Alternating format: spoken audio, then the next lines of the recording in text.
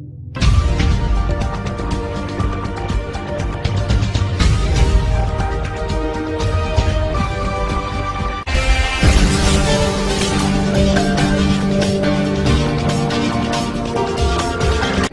मैं हूं मेघा वर्मा। आप देख रहे हैं VV6 न्यूज। उत्तर प्रदेश के मोस्ट वांटेड अपराधियों में शामिल शाइस्ता परवीन अपने पति और माफिया डॉन अतीक अहमद के जनाजे में शामिल होने कसारी मंसारी कब्रिस्तान आई थीं। इसी के साथ इसके लिए वह कत्ल की रात ही खुलदाबाद स्थित जफरुल्लाह के घर पहुंच गई थीं।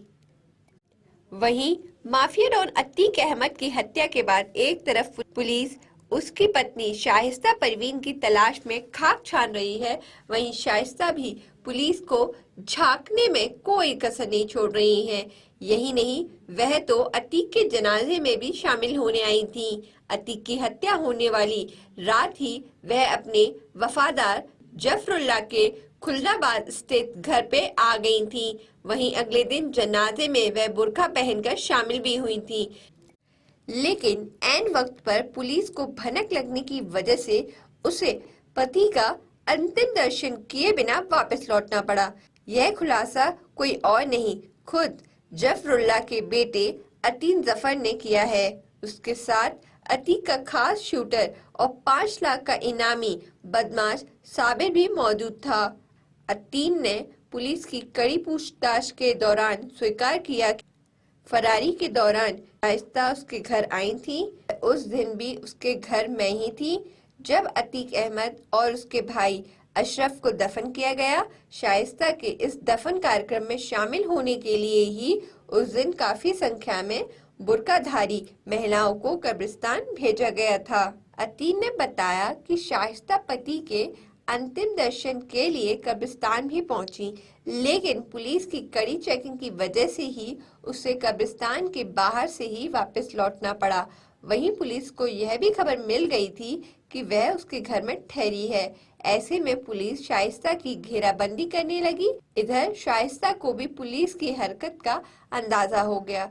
ऐसे में उसने तुरंत दफन में शामिल होने का कार्यक्रम छोड़कर प्रयागराज में ही किसी अन्य ठिकाने पे चली गई।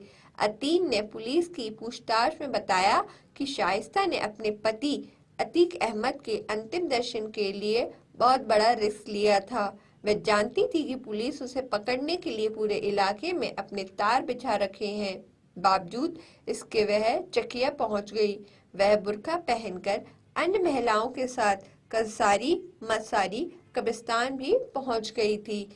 लेकिन पुलिस चूंकि हर एक महिला और पुरुष को चेक करने के बाद ही अंदर जाने दे रही थी, ऐसे में शाइस्ता को कब्रिस्तान के बाहर से ही वापस लौटना पड़ा। अतीन ने पुलिस की पूछताछ में बताया कि वह असद का जिगरी दोस्त है। उसने असद के वास्ते ही अब तक इस राज को छुपा रखा था। इस मामले में पुलिस ने धूमनगंज थाने में नया केस दर्ज किया है। अतीन ने पुलिस की पूछताछ में बताया कि शाइस्ता परवीन के साथ उस वक्त शूटर साबिर और अतीक अहमद का सुरक्षा गार्ड भी मौजूद थे। यह सभी पुलिस के आने के बाद 5 मिनट पहले ही उसके घर से निकल गए थे। बता दें कि शाइस्ता की गिरफ्तारी पर पुलिस ने 1 लाख रुपए का इनाम घोषित किया है। खास रिपोर्ट में फिलहाल इतना ही। आप देखते रहिए VV6 न्यूज। नमस्कार।